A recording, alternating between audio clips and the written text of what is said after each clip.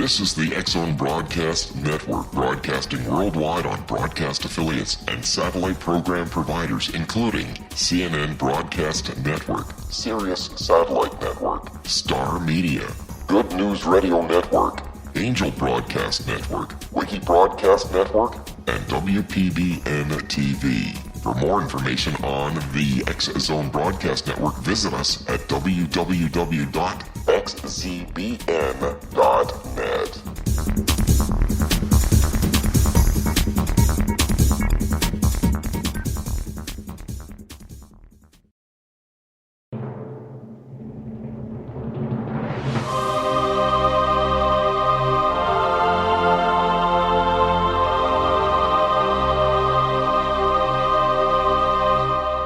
The Science of Magic with Gwilda Wiyaka is largely an opinion talk show. All opinions, comments, or statements of fact expressed by Gwilda Wiyaka's guests are strictly their own and are not to be construed as those of the Science of Magic or endorsed in any manner by Gwilda Wiyaka, Relmar McConnell Media Company, its affiliated networks, stations, or employees.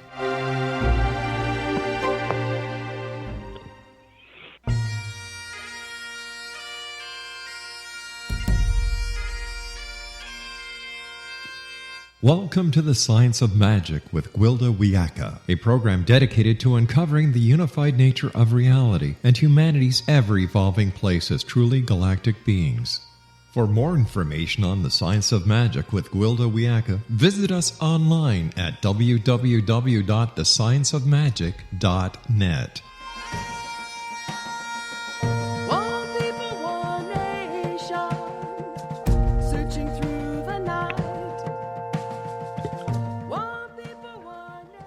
Welcome to the Science of Magic, a place where science and magic come together to transform fact into evolving truth. We're coming to you through the X-Zone Broadcast Network, www.xzbn.net, and can also be found on our website, www.thescienceofmagic.net. I'm your host, Gwilda Wiyaka. This hour we'll be exploring the path of empathy. Why are you crying? My mother reported asking me when I was 3 years old. I'd been crying nonstop for half the day. There was no apparent reason for the upset, yet I was inconsolable. Because you can't, she told me, I responded. It was the very same day my parents had decided to divorce. Hoping to spare me, they tried to keep it hidden. I don't remember that particular incident, but throughout my childhood, I often wept for the pain of others. Even when there was no outward sign of suffering, I would access the pain in those around me, feeling it more deeply than my own. Back then, there was no understanding of empathic children, so I was viewed as oversensitive and a bit strange. I could feel others' judgments, so as I grew, I learned to keep it in and weep within. I've never learned to block the suffering of the world, but rather to bear it in dry-eyed silence. Years later, I asked my first shamanic teacher how I could tell what emotions were mine and what belonged to another. His response puzzled me greatly. For those such as you, Wiyaka, there is no difference. You are one whose heart weeps for the world. Great, that was helpful. My empathy was not restricted to people. I felt animals, plants, and the earth itself as keenly. In self-defense, I eventually managed to minimize it by shutting down. The feelings were still there, but I distanced myself from them. For years, I never shed a tear, even through the toughest times, and there have been many difficult passages. I've always been able to be there for others, but for myself, I bore heartbreak alone and moved on. One day I was walking with my dog in the woods. I'd gone nearly a mile before I noticed it was raining. There was a double rainbow I looked at, but didn't really see. The sun came out and the raindrops still clung to the pine needles, glistening like diamonds. I looked at my dog and noticed her muzzle was gray. When did that happen? I stood there in the forest, dumbfounded. When was the last time I felt joy? Where have I been? What have I become? I've been living in service to the planet and the very people my heart bled for, taking nothing for myself, planning on doing what I could before quietly fading away. Martyr much? Totally disgusted with myself, I sat down in the mud and cried while my loyal dog licked the tears away. In that moment, I understood it wasn't a matter of distancing myself from my own pain and that of others, but opening to it, allowing it to harmlessly pass through me, grounding it so it could move. We're all staggering around, numbed by unprocessed grief. Some, like myself, are empathic, the ones whose hearts weep for the world. If we can't open to our own pain, how can we expect to ease that of others? If we don't move through sorrow, eventually we flatline and are unable to feel joy. In the attempt to fit in, I shut down my greatest gift, the ability to move grief for myself and others, to cry when the world cannot.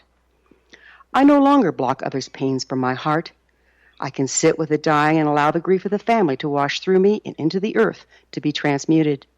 I can stroke my dog and feel her love and devotion to the marrow of my bones. I experience the plant's joy and gratitude when I water it. I can stand tall and sure in the face of the world's suffering. It is my gift, and I am strong yet.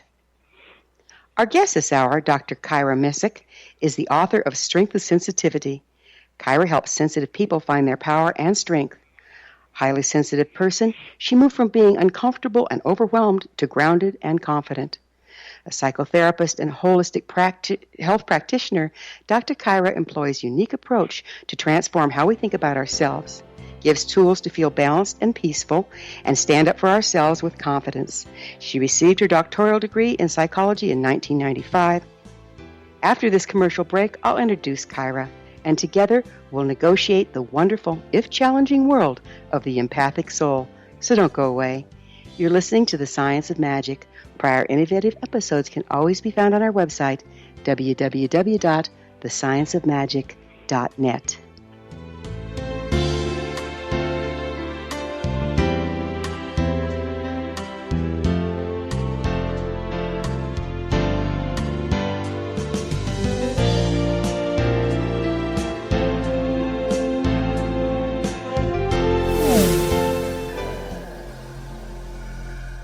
This is Kevin Randall. For nearly 30 years, I have been investigating the case of the Roswell UFO. I have interviewed hundreds of people and stood on the crash site. Now in Roswell in the 21st century, I have reviewed dozens of hours of audio and videotaped interviews, examined hundreds of files that relate to the crash, and have returned to Roswell in an attempt to put all that information into the proper perspective. For the first time in Roswell in the 21st century, I have made a dispassionate reevaluation of all that material and provide a new look at what happened. This is a book that clears away all the clutter that has hidden the truth for so long, strips away the various lies that surround the case, exposes the Air Force attempts at cover-up, and found a core of solid information that tells us all where the case stands today. Roswell in the 21st century will be available in just a few weeks. For more information, please visit my website at www.kevinrandall.blogspot.com.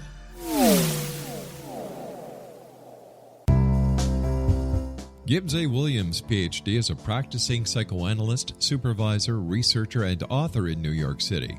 Much of his life has been dedicated to understanding nature and the uses of meaningful coincidences or synchronicities. His radical and original non-Jungian, non-mystical, non-magical theory of synchronicities illuminates much of the fog surrounding this challenging and perplexing topic. His ideas and manners are fresh, presented in a style that is both entertaining and highly informative. He is also an expert on crisis intervention specially focused on violence reduction for the police and citizens, mastering anxiety, frustration, and stress without the use of medication, and effectively preventing and treating heroin addiction. Dr. Williams can be contacted at his email address at gwilliamsny11@aol.com or visit his website at www.drgibbswilliams.com.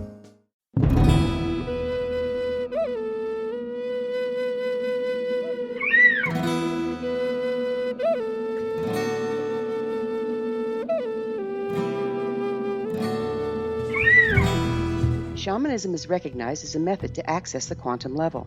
Mastery of shamanic skills puts spiritual information and healing power into your hands. Path Home Shamanic Art School, a bonded Colorado certified occupational school, has met rigorous state standards ensuring its director and instructors have the qualifications to teach the shamanic arts. Path Home offers its certification program in blocks of study. Block 1, a 5-day intensive, will be held in the beautiful mountain town of Coaldale, Colorado, October 13th through 18th. Registration deadline is September 12th.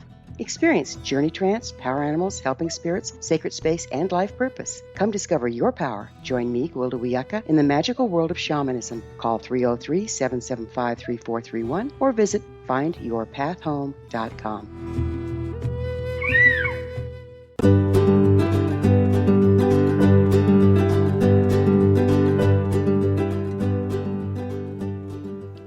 Welcome back. This is The Science of Magic, dedicated to unification and evolution of consciousness. I'm your host, Gwilda Wiyaka. Our guest this hour is Dr. Kyra Mesich, author of The Strength of Sensitivity. Kyra's website, www.drkyra.com. That's drkyra.com. Kyra, thank you for joining us on The Science of Magic. Well, hello, Gwilda. Thank you for having me. Thank you so much for sharing your story. That was very powerful. I think so many people can really relate to that. We all feel more than we know, don't we? So we're on the same some page. Of us know more than others. Yes. Empathy? Kyra? And so what was that again? I'm sorry. I said, so we all start out on the same page. Would you please define empathy? Oh, okay. Yeah, that's a good place to start. Part of the problem is that in our society, people think of empathy as just understanding another person's emotional experience. But there's really more to it than that. I use the words empathy, empathic, empath, even psychic feeling as all meaning the same thing. And I was really pleased to see even the dictionary gives a good definition of empathy. It says it's vicariously experiencing the feelings of another without having those feelings communicated in any objective or explicit way. So in other words, an empathic person can feel what someone else is feeling, period.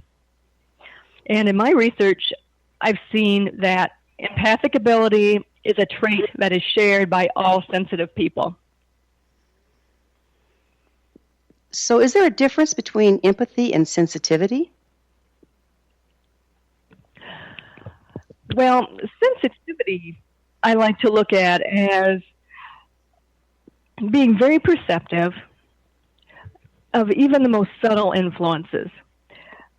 So we feel emotions deeply, and that's where the empathic part comes in. But sensitivity is really about sometimes those strong reactions and experiencing the world with more impact than someone who is less sensitive. So does that make sense? It's sensitivity I look at even more physiologically and how perceptive we are. Empathic is really the realm of emotion and emotional energy. Okay, so empathic is just the emotions, and sensitivity is like physical, mental, emotional, and spiritual sensitivities? Exactly. I really help people to understand the holistic experience. Physically, emotionally, and energetically, we are sensitive, and so empathic is really in that emotional realm. So you can be sensitive. If you're sensitive, you're also empathic, but you can be empathic without being sensitive? I think they're all linked together, in my personal opinion. I have read things, because I like to see what other people are saying. I've read things that people think you can be sensitive and not be empathic. But I don't think so. I think that people just aren't aware. How could you possibly know, really? Like with your story, well, most people don't even want to admit that exists. They don't want to face that. It's hard enough to deal with our own feelings. Now I have to feel everyone else's feelings. But if you're picking up feelings from a coworker, someone in the family who doesn't like to talk about what they're feeling, you would never know that you were really picking up on someone else's stuff. So that's something we could get into a little more in depth in a bit here. Right, and I think that's a really good point, because I, like you, believe many of us are empathic, but just interpret it as what we're feeling ourselves, which makes us feel a little schizophrenic in the long run, doesn't it? it can lead to incredible emotional overwhelm. And like you described in your story, it's almost, then you shut down because it's just too much. But for this, why are SSRIs, Prozac and Zoloft, why is that $1 billion industry? Yeah. Are that many people really that depressed about what's going on in their lives? If we're feeling everything in the world is our own, it is overwhelming, though, yes? Absolutely. Absolutely. And the reason I feel it's important for me to get out there and share this message, and I'm delighted to hear people like you share your story, is because it's absolutely baffling to people. Our society isn't good with emotions. I'll speak from the U.S. I live in Minnesota, USA. I won't speak about you Canadians, but we're terrible with emotions, and we want to push away pain as fast as possible. And what I really heard in your story was, is feeling that pain really the end of the world?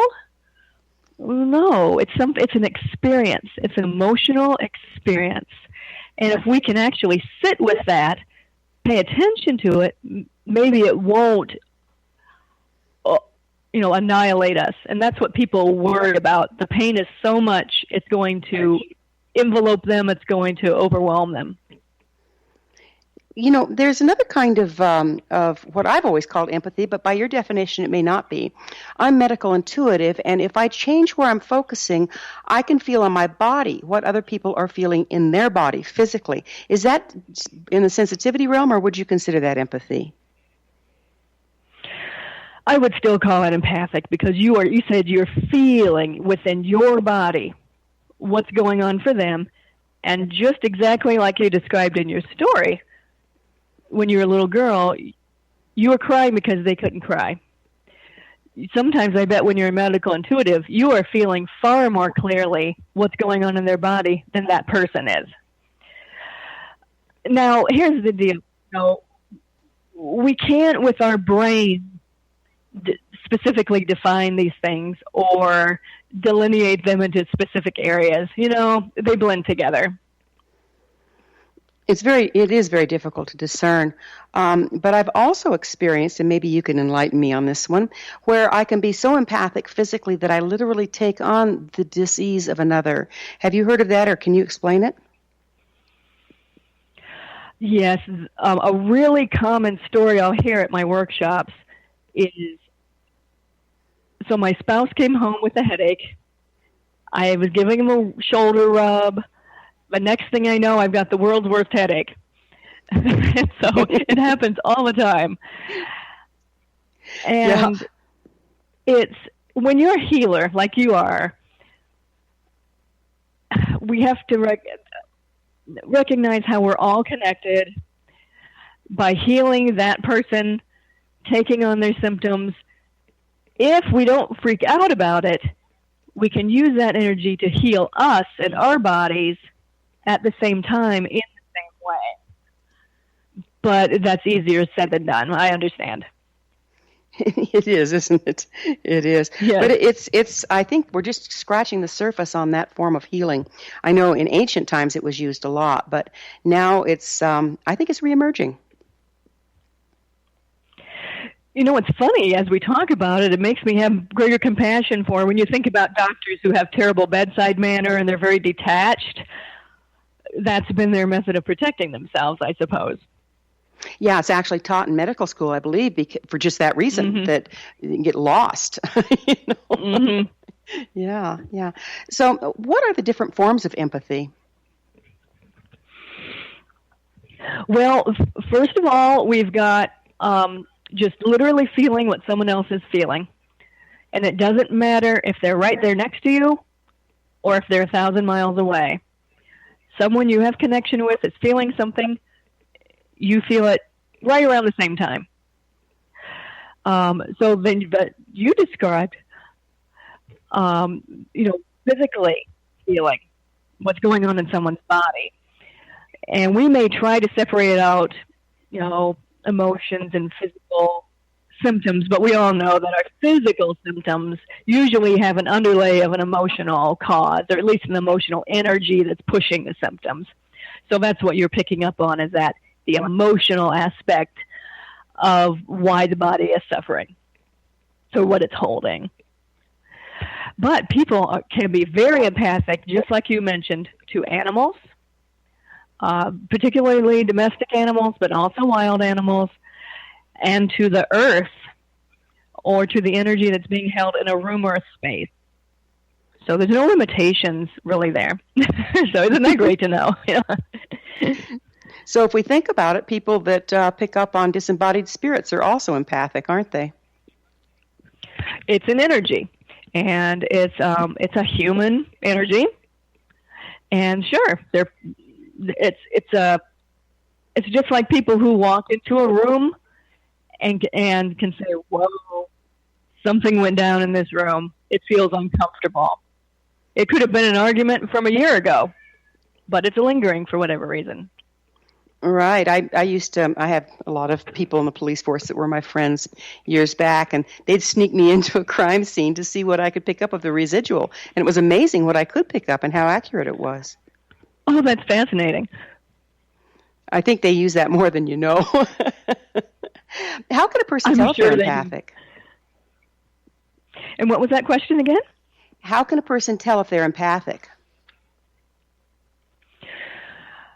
That is a fantastic question, because, like I said, it can be so difficult for people to know if what they're feeling is someone else's if they don't have really outward verification of it.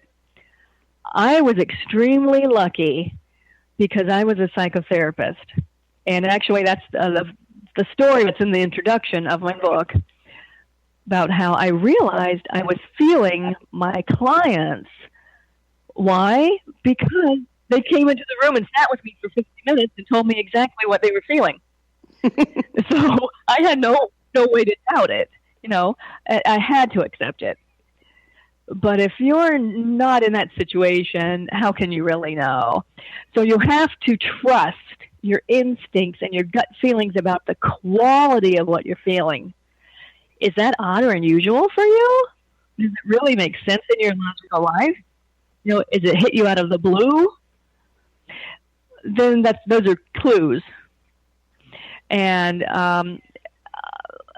like I said, it's really for a sensitive person to know that this does happen. It is real. Empathic ability is very real. It's actually very common. And so to begin paying more attention. Paying attention is the key, isn't it? It seems like the key to everything is know thyself at the end of the day. The more we know ourselves, the more we're able to tell what's ours and what's coming from the outside. Kyra, we're going to have to take a little commercial break. So when we pick up on the other side, I'm really excited into going further into how we can discern what's ours, what's not, and what might be a blend. Kyra and I will return to our discussion after this short break. You're listening to The Science of Magic on the X-Zone Broadcast Network, www.xzbn.net. I'm your host, Gwilda Wiyaka. Previous broadcasts of thought-provoking episodes can always be found on our website, www.thescienceofmagic.net. We will be back, so don't you go away.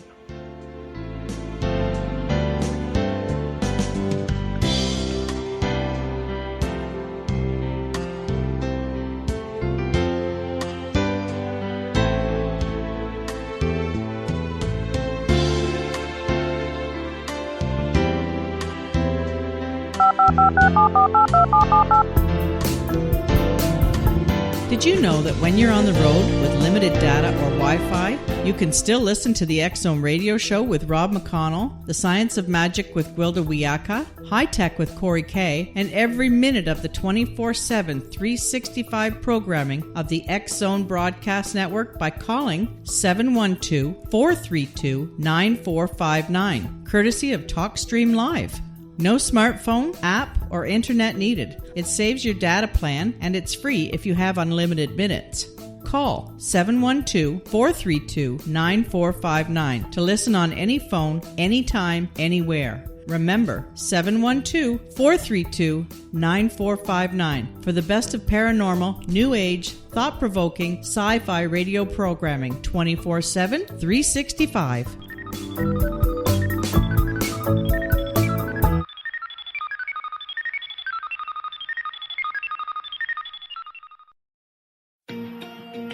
Wouldn't you love to know the secret to everything? Well then, meet Dr. Kimberly McGeorge and her cutting-edge breakthrough knowledge that combines science with possibility. Dr. Kimberly brings real-life answers and healing to those open to alternative solutions. She teaches solution-based programs and classes that will change all areas of your life forever. Specializing in conscious creation, intuitive readings, and energy medicine, you can rapidly shift health, relationships, business, and money and abundance challenges quickly. Receive her best-selling book, Secret to Everything, at no cost by going to secrettoeverything.com/X-Zone. That's right, transformation can start now. Just go to secrettoeverything.com/X-Zone and receive Dr. Kimberly's book for free.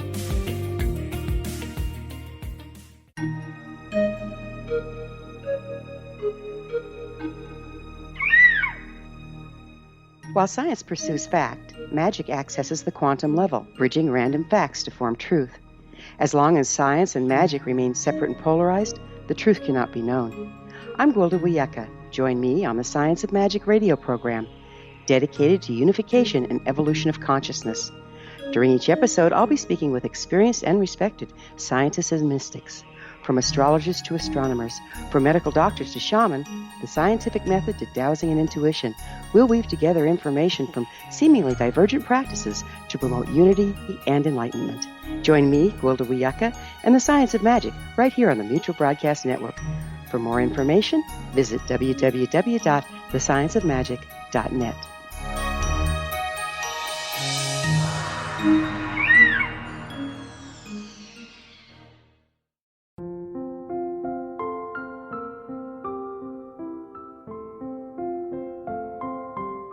I am Dr. Carl O'Helvey, founder, president of a new cancer foundation focusing on evidence-based physical, mental, and spiritual interventions, including natural cancer cures, prayer, meditation, affirmations, nutrition, and other related holistic cancer prevention and cure modalities. These are used in cancer education, research, and financing care. I ask for your help to continue this important work by donating at www.holisticcancerfoundation.com.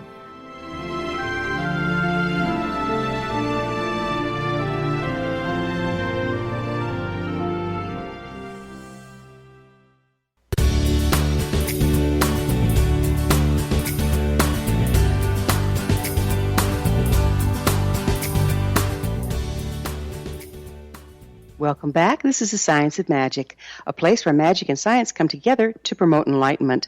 I'm your host, Gwilda Wiyaka. Our guest this hour is Dr. Kyra Mesich, author of The Strength of Sensitivity.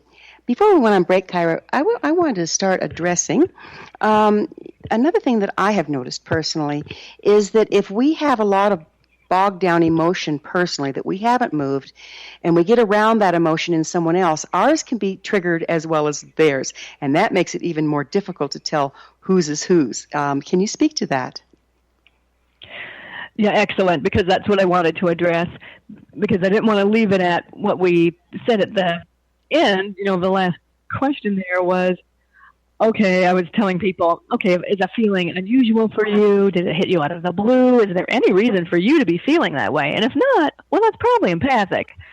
But it gets way more complicated when we do have an issue and then there's a magnetic resonance between what you're experiencing that someone else is experiencing that's similar.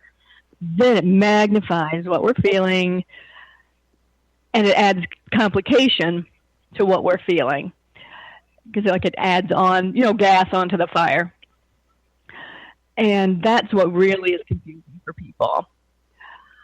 So I'm glad that you brought that up.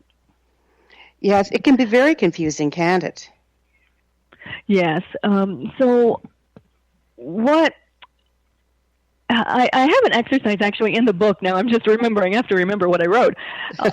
There's an exercise in there where I'm having people think about what's everybody going through that's closest to you, what's around you, and what are you going through, and finding those commonalities. And it all comes back to exactly what your shaman told you, which we don't love to hear, but we're all connected. And on a certain level, we're all going through the same things. And we can get into this a little later, but I talk about using flower essence remedies, connecting with your empathic ability through meditation, so that you can begin to at least get a little separation, just a little separation between what really is yours and what is other people's. And that can help even when it is really similar. Another thing I've noticed, Kyra, is there are currents that kind of move, and I don't know if I think it's probably a combination of seasonal, astrological, global, what's going on in the larger populace, but there are kind of like what I call thing du jours, and being able to kind of keep your finger on the pulse of that helps you understand what's yours, what part of this is yours, what it's stirring up for you, and what might be other. Have you noticed that as well? Oh, sure, absolutely. I think the biggest boo-boo we make is that we just knee-jerk always interpret what we're feeling as our own thing. And so we'll just immediately go into, oh boy, I'm feeling this. And then our minds go on a runaway train of all the reasons why we must feel that way. And that's why mindfulness, meditation, and also, like I said, just being aware of exactly what you're saying. What's the energetic current right now? What's really going on in the world, and how might that be what I'm really picking up on? It's amazing, and I think the more we start to pay attention to that as a culture, and more we realize that we are all one on some level or another, the more patient we can be with ourselves and others. Don't you think? Absolutely. Here in the U.S., of course, we have our election caricatures right now, and it's both an opportunity for people to release base fears and anger, and also just as equally be compassionate. And it's always a choice, isn't it? Yeah, absolutely it is. Well, I'm going to give you a tough one here. What do you see as the greatest challenges faced by empathetic individuals? The world we live in. If we were born into a world where right away parents or the midwives or anybody would notice, oh, you're a sensitive one. Okay, so this is what we need to teach you. And listen, and people would listen closely to what this child said, understanding that they're very empathic, they're very intuitive, and give them validation for that. Holy moly, would that be different? The whole world, huh? Right. And so it's really just overcoming that. So what it really comes down to is the biggest issue for empathic ability is trusting themselves despite what anybody else says. I've often found that most people are not real comfortable with somebody else experiencing what they feel uninvited. How can an empathetic person control their gift in order to afford others their privacy? Yes, I myself have seen people who sometimes will say something or they give someone a message and the person wasn't ready for that message. So this is where you really need to combine your intuition with your empathic ability so that you check first. Okay, why am I getting this information? Is it just for me to know? Or do I need to share it? And if I do need to share it, don't assume that means right here, right now. We jump sometimes. too soon. And it's because we feel that pressure of feeling someone's feelings even more strongly than they do often. So when we're feeling someone else's feelings, is there something we can do to kind of ground it out rather than have to experience it? Well, that is where I really do go to flower essence remedies. So can we talk about that a little bit? Sure. Now, what I'm talking about is like Bach, or Bach as it's called in England, BACH, flower remedies. So not aromatherapy. In the United States, FES, Flower Essence Services, is a brand. There are many other manufacturers, and I do have them all listed in my book. It's using the energetic healing power of flowers, like homeopathy, but it really focuses on emotional, energetic, and spiritual issues. And empathy and sensitivity is really in the middle of all that. And so that's why flower essences work so well. They can only be made by sensitive people. They can only be made by empathic people, because these are people who have to commune with nature, really talk to the plants. Who does that? Empathic people. So it's remedies for us, made by us, you know. And so they work amazingly well for grounding. For yarrow are the ones that I recommend that help give, it's like adjusting the dial. And you can still be empathic, and because you always will be, but it doesn't cut right to your core like it's your own stuff. You can use it almost a little more like intuition and like information that's coming to you.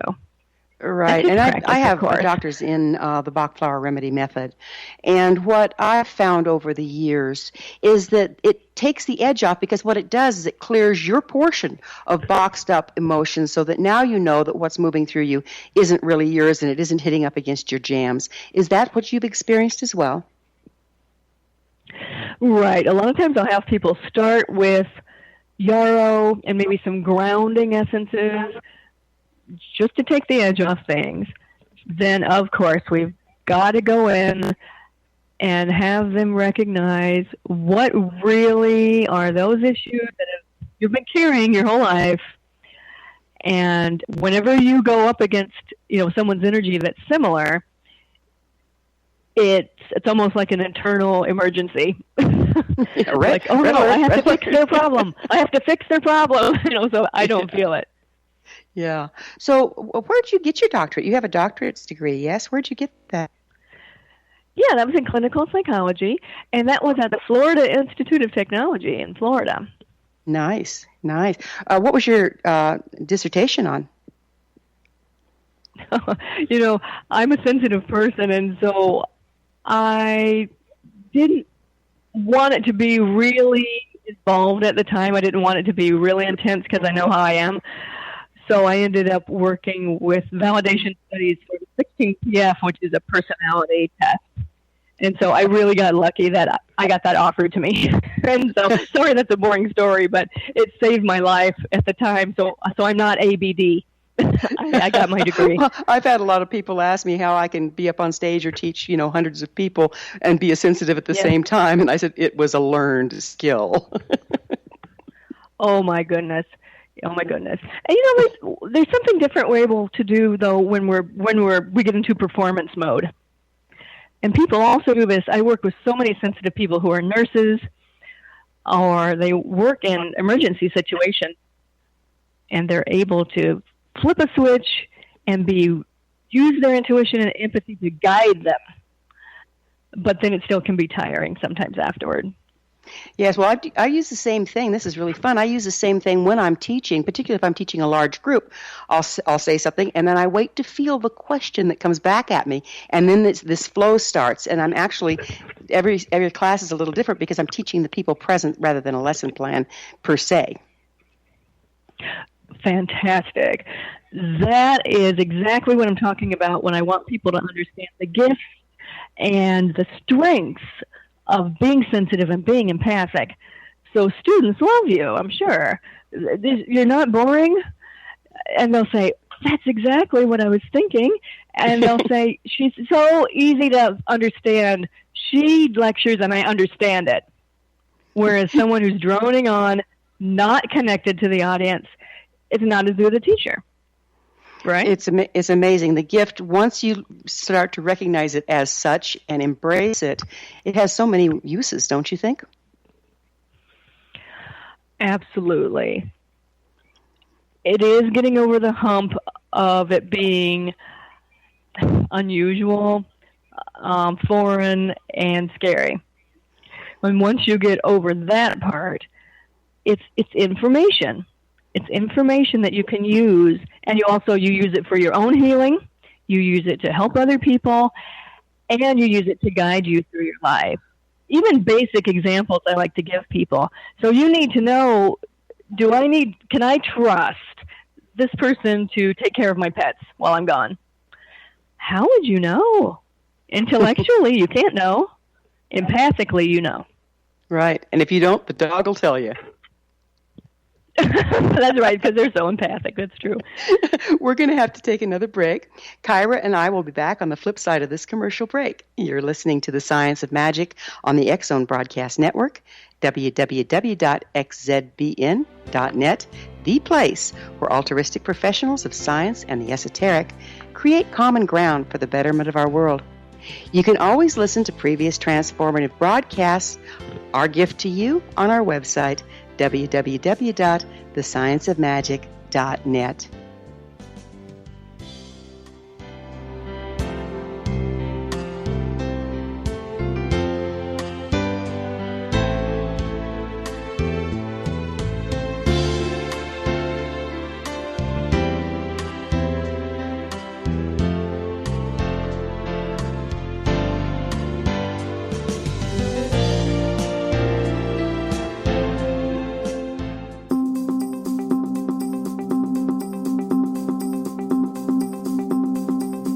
As host of Dialogue with Divinity, I am thrilled to join the X-Zone Broadcast Network and their growing number of affiliates. My quest for a connection to the divine ignited my successful career path as an international spiritual counselor for over 40 years, an author of 4 books, and well-known metaphysical educator. My clients call me their spiritual mama. So my job is to offer you a radio show to help you grow spiritually with wisdom and get specific tools from guests who are experts in their field. Tune in to Dialogue with Divinity and be part of the conversation with Spirit. My goal, your happy soul. For more information, please visit my website at johannacarroll.com.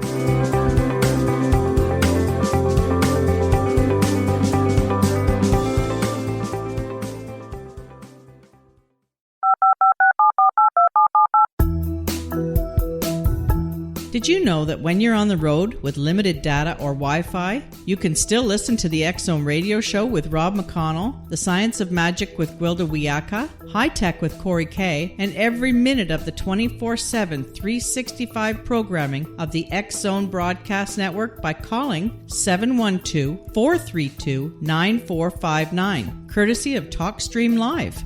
No smartphone, app, or internet needed. It saves your data plan, and it's free if you have unlimited minutes. Call 712-432-9459 to listen on any phone, anytime, anywhere. Remember, 712-432-9459 for the best of paranormal, new age, thought-provoking, sci-fi radio programming 24/7, 365.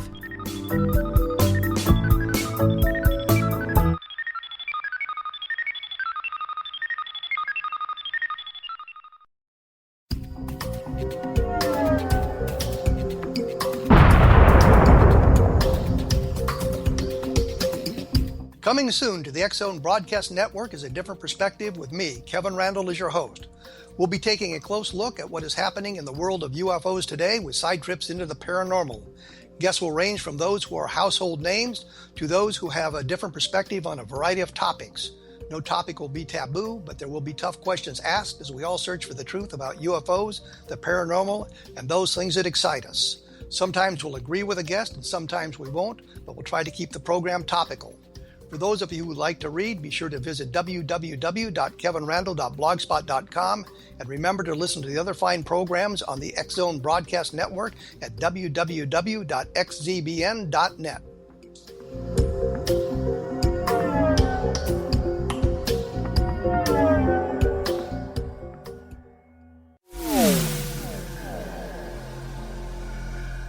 This is Kevin Randle. For nearly 30 years, I have been investigating the case of the Roswell UFO. I have interviewed hundreds of people and stood on the crash site. Now in Roswell in the 21st century, I have reviewed dozens of hours of audio and videotaped interviews, examined hundreds of files that relate to the crash, and have returned to Roswell in an attempt to put all that information into the proper perspective.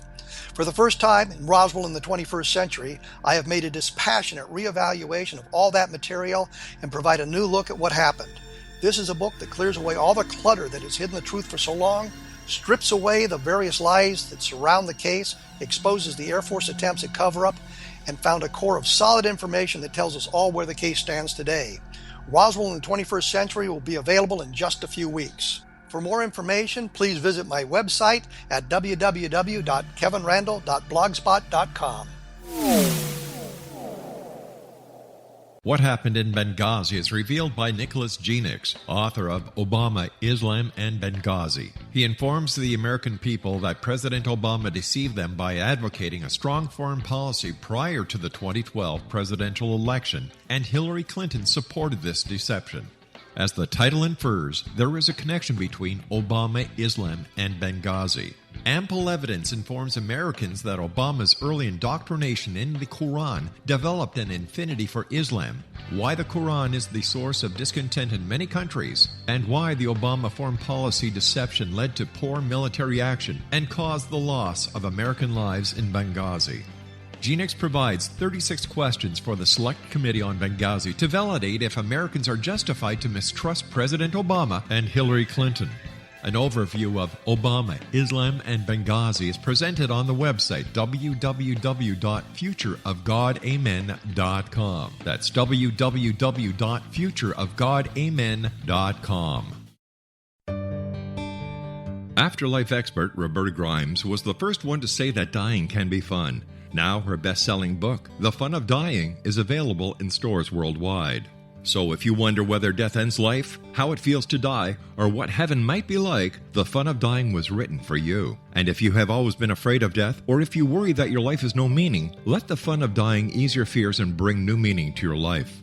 Nothing said in The Fun of Dying is based on the teachings of any religion. Instead, Roberta draws on evidence to explain how death happens, how it feels, and what comes next.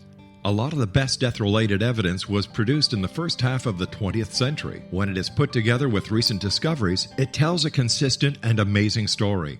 Roberta Grimes blogs and answers questions at robertagrimes.com. Her wonderful book, The Fun of Dying, is available on Amazon and at stores worldwide wherever books are sold.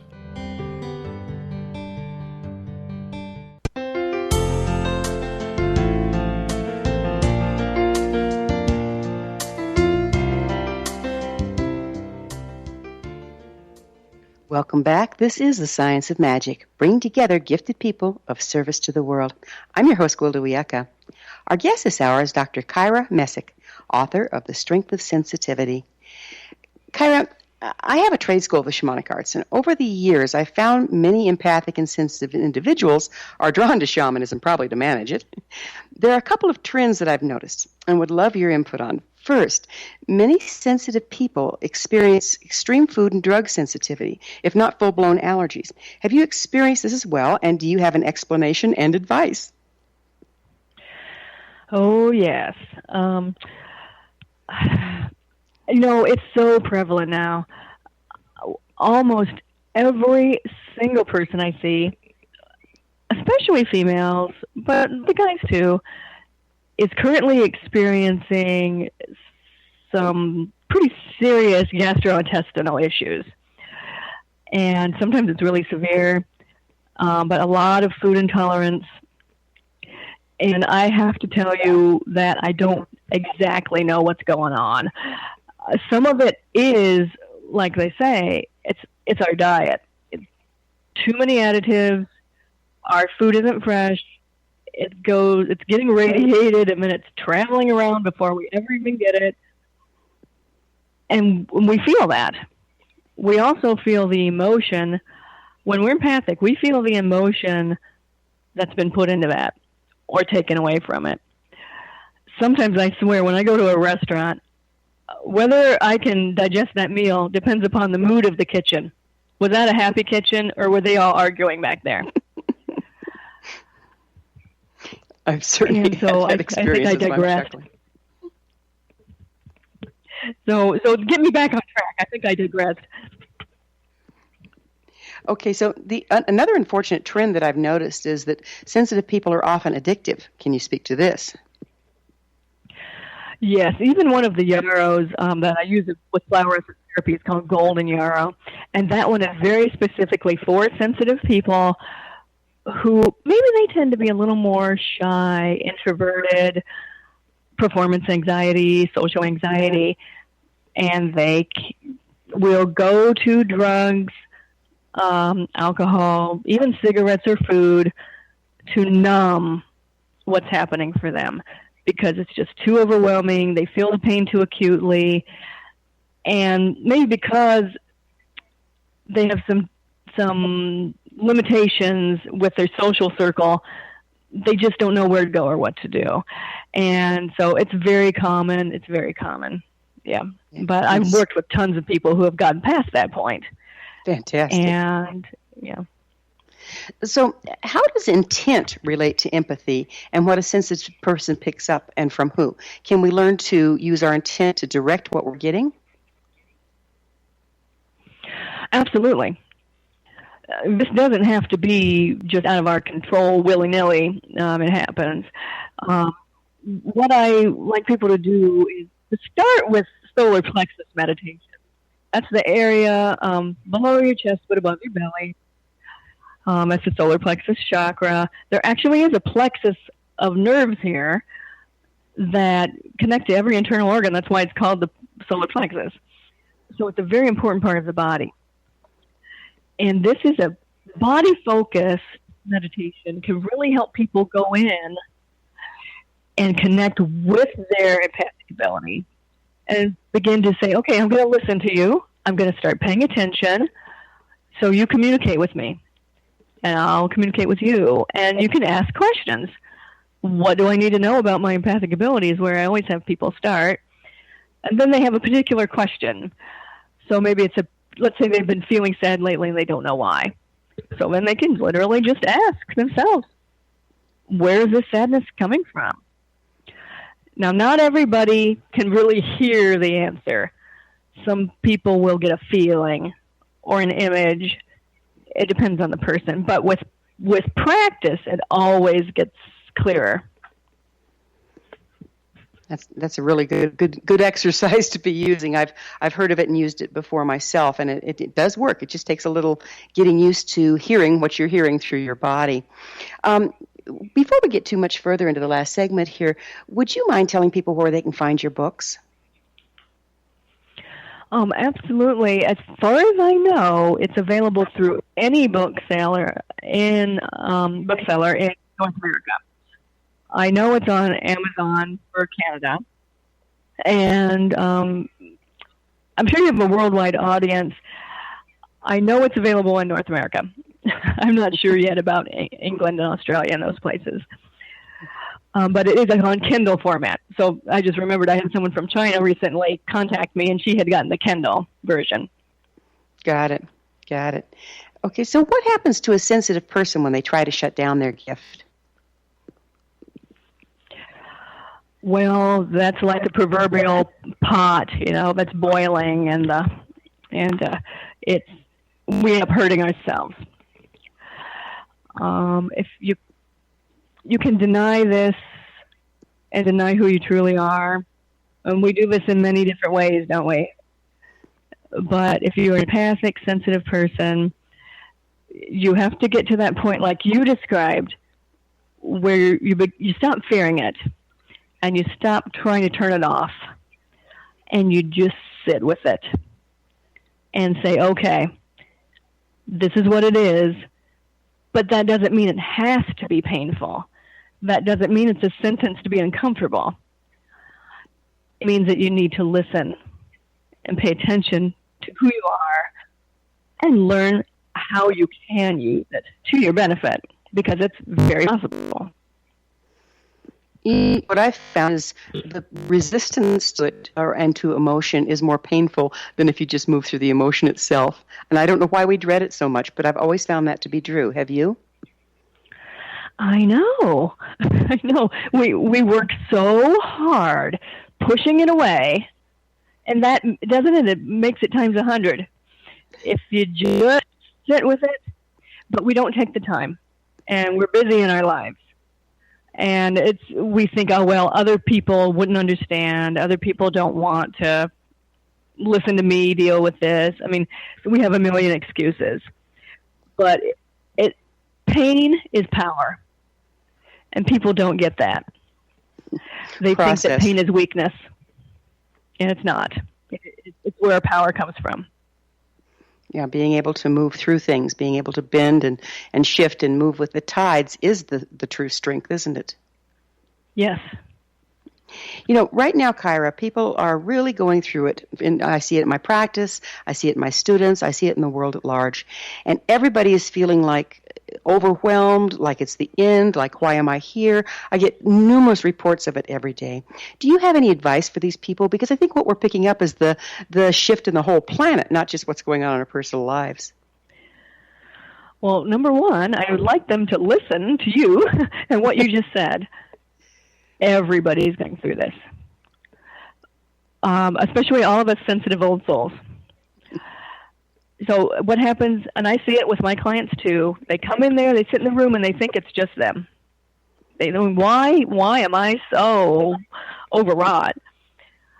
And this goes into really esoteric things where we have to admit that we are evolving, the earth is changing, we're getting a lot of push to be truly genuine to who we are and to find our self-worth, to find our power, and to stand strong in our values and who we are. And unfortunately, it's a real push, and it can lead people to feel like I have 1,000 issues all coming up at once. And that's when it's best to go to a healer, a holistic counselor, someone who can help you do things in the right order. It is a matter of putting one foot in front of the other. We're totally overwhelmed when we don't know what's ours and what's at the world at large, yes? Right. And, of course, we come back full circle where, well, nothing is only ours and nothing is only the world at large. It's all connected. It's been documented in many prophecies that we're in times of great change and spiritual evolution. Do you think we're all becoming more sensitive as a result? Yes, it's pretty obvious with children, isn't it? The kids that are being born now are wiser, they're more aware, they're maturing more quickly, and they have more sensitivities, don't they? More physical sensitivities. They're rejecting what we've been calling food and the chemicals that we've been putting in our air and cleaners that we use on our floors. So it's obviously happening. Well, that's the good news, isn't it? It's not going to stop, you know. That's the good news. So as the more sensitive ones come in, what do you have? I've got about a minute left. What do you say to the sensitive ones? Oh, sorry. That's the question. Sorry? Well, we're just about to run out of time. And Kyra, I can't thank you enough for being on the show and sharing with our listeners about what it is to be a sensitive and how we probably all are one if we just listen to ourselves and those around us. Our guest this hour has been Dr. Kyra Mesich, author of The Strength of Sensitivity. Kyra's website is www.drkyra.com. That's drkyra.com. This has been The Science of Magic. Remember, you can always listen to past thought-provoking episodes on our website, www.thescienceofmagic.net. Until next time, dear ones, may you be blessed with knowledge and comforted with love as you walk the path of empathy.